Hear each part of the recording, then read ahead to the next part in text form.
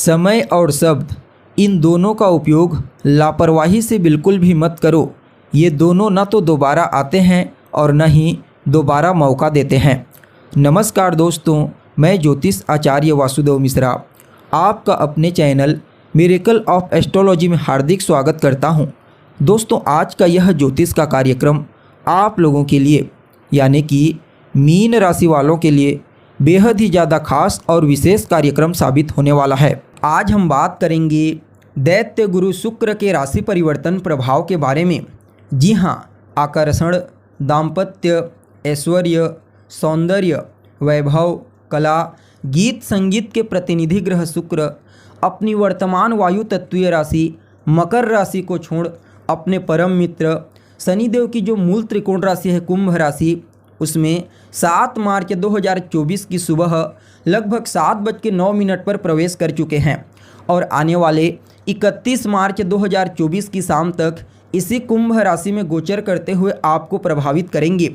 उसके पश्चात पुनः राशि परिवर्तन करके देवगुरु बृहस्पति की साधारण अर्धजलीय राशि और अपनी उच्च राशि मीन राशि में प्रवेश कर जाएंगे। तो ऐसे में बड़े विस्तार के साथ जानने का प्रयास करेंगे कि दैत्य गुरु शुक्र अपने परम मित्र शनिदेव की मूल त्रिकोण राशि कुंभ राशि में गोचर करते हुए किस प्रकार से आपको परिणाम प्रदान करेंगे।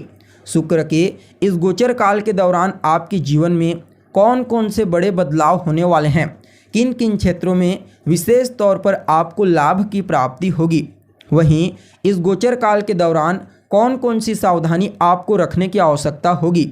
साथ ही साथ शुक्र के इस गोचर प्रभाव को और ज़्यादा बेहतर और सकारात्मक परिणाम प्रदायक बनाने के लिए कौन सा उपाय आपको करना चाहिए।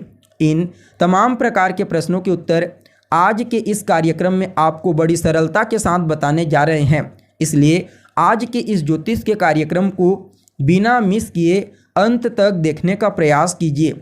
और अगर आप अपनी जन्म कुंडली पर हमसे परामर्श लेना चाहते हैं तो वीडियो में और डिस्क्रिप्शन बॉक्स में आपको हमारा कॉन्टैक्ट नंबर मिल जाएगा, जहां से आप या तो व्हाट्सएप के माध्यम से या फिर डायरेक्ट फ़ोन कॉल के थ्रू अपॉइंटमेंट लेकर अपनी जन्म कुंडली का विस्तार पूर्वक विश्लेषण करवा सकते हैं। तो दोस्तों, अगर गोचर कुंडली की स्थिति को देखी जाए तो इस समय गोचर कुंडली में राहु मीन राशि में संचरण कर रहे हैं, जो देवगुरु बृहस्पति की साधारण और अर्धजलीय राशि होती है। और खुद देवगुरु बृहस्पति अभी मंगल की मूल त्रिकोण राशि मेष राशि में संचरण कर रहे हैं, जबकि मंगल अपनी उच्च राशि मकर राशि में संचरण कर रहे हैं। तो वहीं शनिदेव भी बलवान अवस्था में अपनी ही मूल त्रिकोण राशि कुंभ राशि में चल रहे हैं। तो यहाँ पर शुक्र और शनि की युति बनेगी और यह जो युति है ना दोस्तों, यह पूरे 30 साल के पश्चात बन रही है। और धन के कारक देवगुरु बृहस्पति के साथ ये दोनों के दोनों ग्रह यानी कि शुक्र और शनि तीसरे 11वें का संबंध बनाएंगे, जिसे लाभ का संबंध कहा जाता है, जो अपने आप में ही अत्यंत ही श्रेष्ठ होगा। वैसे देखा जाए तो शुक्र और शनि आपस में मित्र ग्रह होते हैं, लेकिन शुक्र जितना बेहतर परिणाम देवगुरु बृहस्पति की राशियां धनु और मीन में श्रेष्ठ देते हैं, उतना ही बेहतर परिणाम वह मकर और कुंभ राशि में नहीं दे पाते। विशेष करके मकर राशि में, कुंभ राशि में चलो काफ़ी हद तक उनका प्रभाव श्रेष्ठ ही होता है, लेकिन मकर राशि में उनका प्रभाव बिल्कुल कमज़ोर हो जाता है। और यहाँ पर गोचर कुंडली में एक और बात आपको ध्यान रखने की आवश्यकता होगी। देखिए, अभी वर्तमान समय में मंगल अपनी उच्च राशि मकर राशि में है, आने वाले दिनों में राशि परिवर्तन करेंगे, लेकिन जब तक मंगल राशि परिवर्तन नहीं कर लेते तब तक राहु और मंगल ये दोनों के दोनों ग्रह शुक्र और शनि इन दोनों ग्रहों को पाप मध्यत्व में डालेंगे। हालांकि इन दोनों के ऊपर और किसी अन्य पाप ग्रह की दृष्टि नहीं पड़ रही है और देवगुरु बृहस्पति के साथ शनि और शुक्र ये दोनों के दोनों श्रेष्ठ लाभ का संबंध बना रहे हैं। इसलिए पाप मध्यत्व में होते हुए भी शुक्र और शनि को जब तक मंगल राशि परिवर्तन नहीं कर लेते हैं तब तक अच्छा ही परिणाम प्रदायक कहा जा सकता है। देखिए, जब भी कोई ग्रह अपनी उच्च राशि में होता है तो वह अत्यंत ही श्रेष्ठ परिणाम प्रदायक होता है। ठीक इसी प्रकार जब कोई ग्रह उच्च अभिलाषी होता है, यानी कि अपनी उच्च राशि में जाने की अभिलाषा रखता है, तो भी वह अत्यंत ही श्रेष्ठ परिणाम प्रदायक होता है, जो अभी शुक्र के साथ देखने को मिलेगा। जी हाँ, शुक्रदेव मीन राशि में उच्च के होते हैं, इसलिए कुंभ राशि में शुक्रदेव को उच्चाभिलाषी माना जाता है।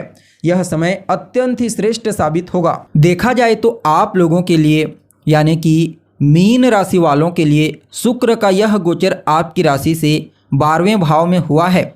उच्च अभिलाषी शुक्र 12वें भाव में अपने परम मित्र शनिदेव के साथ पूरे 30 साल के पश्चात युति बना करके और देवगुरु बृहस्पति के साथ तीसरे 11वें का यानी कि लाभ का संबंध बना करके गोचर कर रहे हैं। तो ऐसे में आप सभी मीन राशि वालों के लिए शनि की 7.5 के इस दौर में शुक्र के इस गोचर को कुछ मामलों में अद्भुत परिणाम प्रदायक कहा जा सकता है।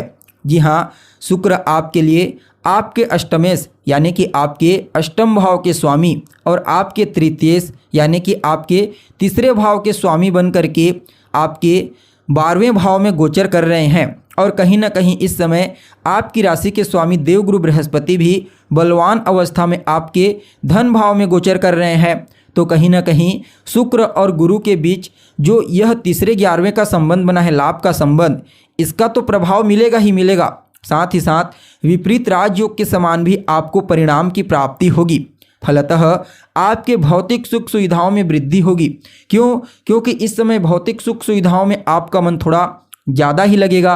परिणाम स्वरूप उन्हें प्राप्त करने के लिए आप मेहनत करेंगी। और देखा जाए तो जो 12वां स्थान होता है वह आपके खर्चे का भी होता है मूल रूप से, लेकिन देवगुरु बृहस्पति के साथ तीसरे 11वें लाभ का संबंध बनाएंगे। फलतः आप खुद ही अपने खर्चों पर नियंत्रण रखेंगे। हालांकि इस समय आपको अपनी वासनात्मक क्रियाओं पर विशेष नियंत्रण रखने की आवश्यकता है। और कहीं ना कहीं करियर के क्षेत्र में भी आपको विशेष ऊंचाई की प्राप्ति होगी।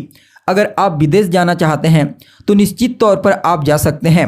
विदेश गमन के लिए शुक्र के इस गोचर को उत्तम कहा जा सकता है। चाहे आप घूमने फिरने के लिए जाना चाहते हैं या फिर किसी भी प्रकार से कोई काम धंधा बिजनेस व्यापार के लिए विदेश जाना चाहते हैं, यात्रा करना चाहते हैं, कर लीजिए।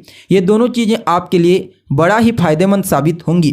देखा जाए तो इस समय आपके कार्य क्षेत्र में मजबूती तो मिलेगी ही मिलेगी आपको। साथ ही साथ कार्य क्षेत्र के अलावा घूमने फिरने के लिए भी शुक्र के इस गोचर को बहुत ही बढ़िया कहा जा सकता है। यानी कि आपको मैं एक मत में कहूँ तो इस गोचर काल के दौरान आप दोगुना आनंद उठाएंगे। हालांकि थोड़ा सा जीवन साथी की सेहत का ध्यान रखना होगा।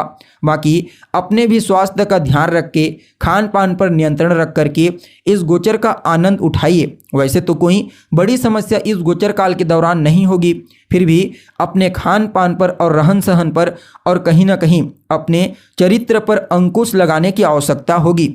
बाकी आप सभी मीन राशि वालों के लिए दैत्य गुरु शुक्र के इस गोचर को अद्भुत परिणाम प्रदायक कहा जा सकता है।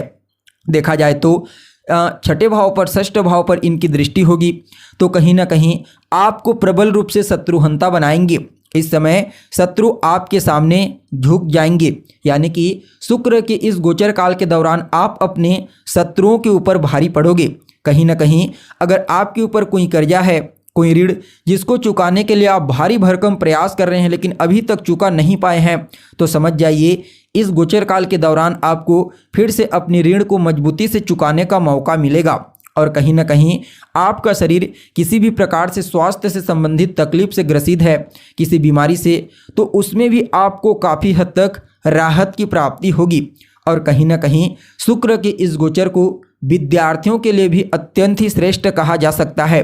खास करके वह विद्यार्थी जो किसी भी प्रकार से प्रतियोगी परीक्षा, कंपटीशन एग्जाम की तैयारी कर रहे हैं, उन्हें अवश्य ही इस गोचर काल के दौरान सफलता की प्राप्ति होगी। कुल मिलाकर के देखा जाए तो आप सभी मीन राशि वालों के लिए 7.5 के इस दौर में भी यह समय किसी स्वर्णिम समय से कम साबित नहीं होगा। इस समय को और बेहतर बनाने के लिए शिव मंदिर में जाकर शिवलिंग के ऊपर दही अर्पित कीजिए। आपके लिए यह समय उत्तम साबित होगा। तो दोस्तों, कैसी लगी आपको जानकारी कमेंट करके बताइए। हमें उम्मीद है जानकारी आपको अच्छी लगी होगी। जानकारी पसंद आए तो लाइक करें, शेयर करें और हमारे चैनल को सब्सक्राइब करें। आज के लिए बस इतना ही। फिर मिलते हैं एक नए और ताज़ा एपिसोड में। तब तक के लिए नमस्कार।